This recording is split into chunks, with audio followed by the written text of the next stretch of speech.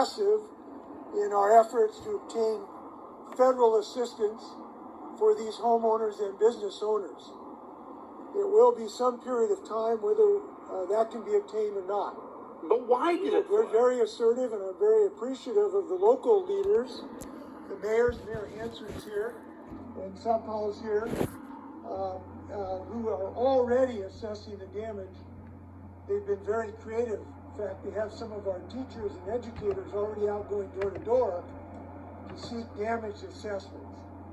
And we will be compiling those damage assessments, and we'll see. I apologize for subjecting people to this. So Peyton, what's the clock at? Are we past 2 minutes? Assistance from the federal government. On Inslee?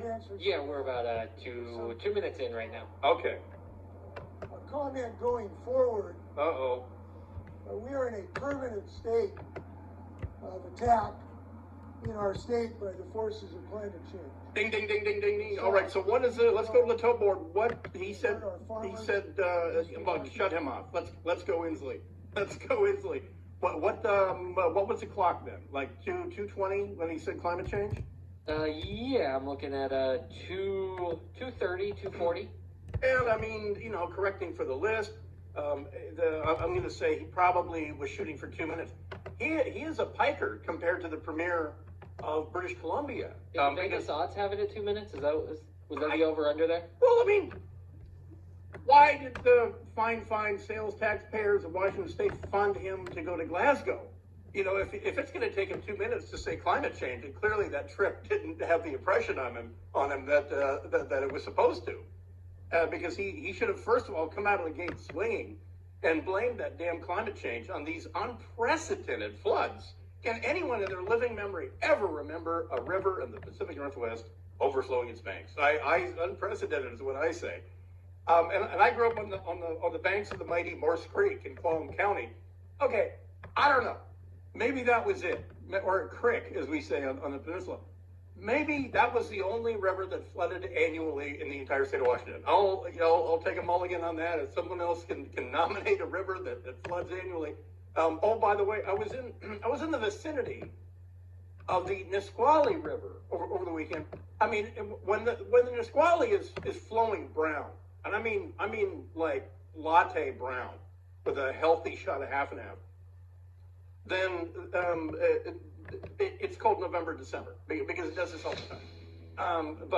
So anyway, the unprecedented, the governor of the state of Washington calling a fairly predictable annual event unprecedented, and anyway, we'll get into it here a little more. One of the best catfights ever, congressional catfights ever, is unfolding before our very eyes. We will get to that a little later on this hour.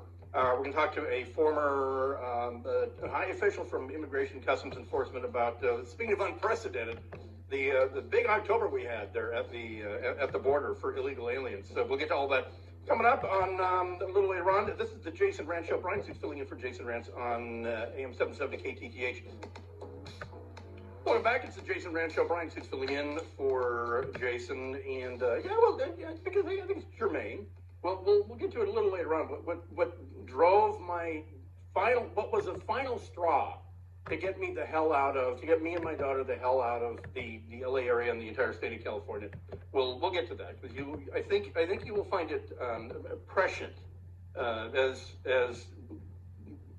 the California for some reason leads the world of horrible ideas. Oftentimes, in my experience, whether it's in Seattle or Portland, my experience is that bad ideas from California wind up landing full on, both feet, in Seattle and Portland. But we'll get to that. It's not often that an actual former communist is nominated for high federal office, but the Biden administration has picked for the position of currency comptroller, a woman who grew up in the former Soviet Union. And here's the deal. We know loads and loads of people, in the Seattle area, loads and loads of Russians landed here in the mid-90s. I know people who came here at the age of 2 or 3 and they didn't really have, a commie imprint. Senator Kennedy from the Republican from Louisiana, and you have this ready, Peyton. She has this woman, Sole Omarova. She was in front of her confirmation hearing today, and Senator Kennedy is asking her about her indoctrination, and before people defend this and say, "Oh, it was like the Cub Scouts," yeah, it was a Cub Scout. And yeah, you did the oath and then the American way and the whole thing. But it wasn't like the Young Pioneers, which was every first grader in the Soviet Union.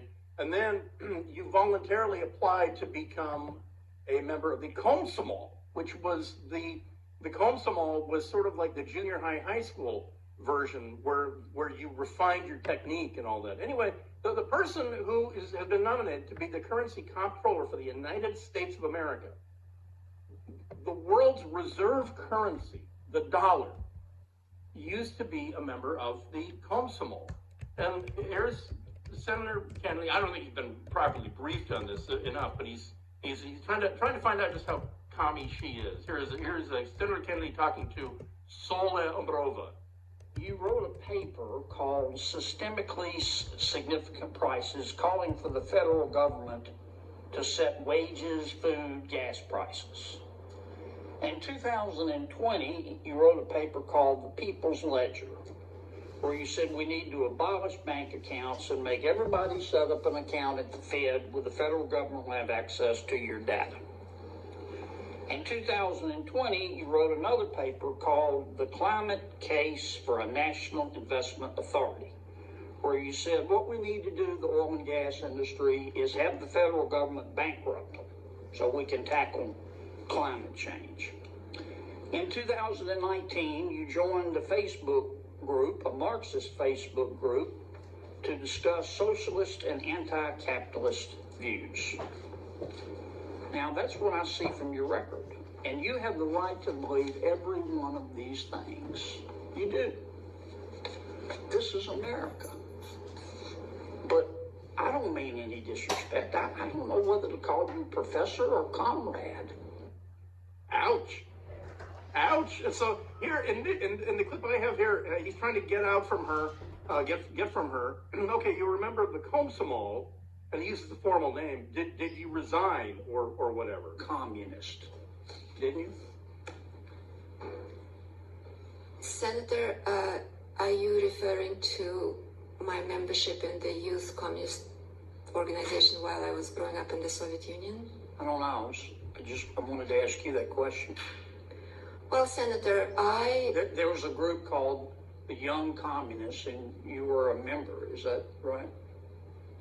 I'm not exactly sure which group you're referring to. Well, the formal name of it is the Leninist Communist Young Union of the Russian Federation.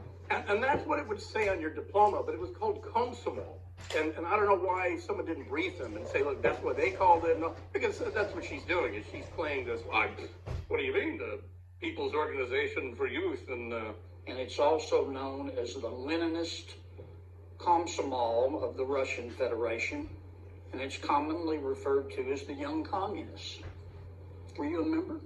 Senator, I was born and grew up in the Soviet Union. Yes, ma'am. But were you a member of that organization? Everybody in that country was a member of the Komsomol, which was the Communist Youth Organization. So and I'm a little steamed because what he doesn't know is to call her out on that, because that is not true.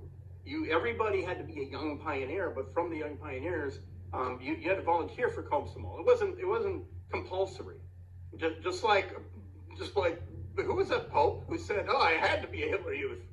It was compulsory or whatever. It was not. We had. I don't want to. I'm tangent man. I don't want to do that.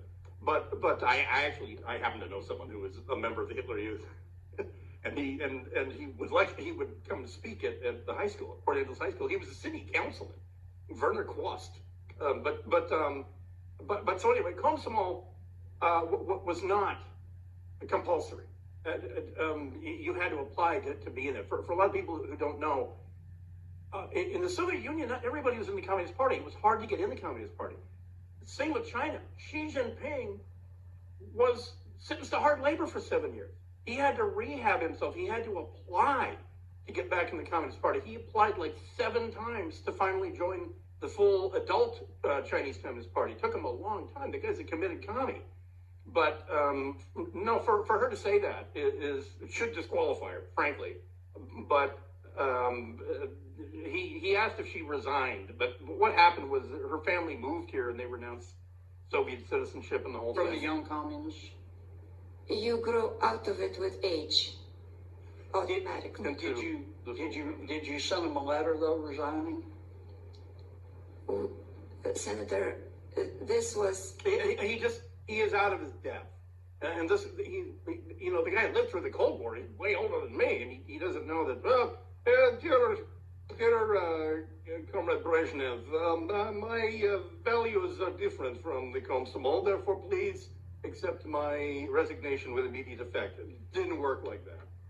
Didn't work like that. There were better universities that Komsomol membership got you in, and it was just, it was competitive to join the Communist Party. You had to make it out of Komsomol with a recommendation.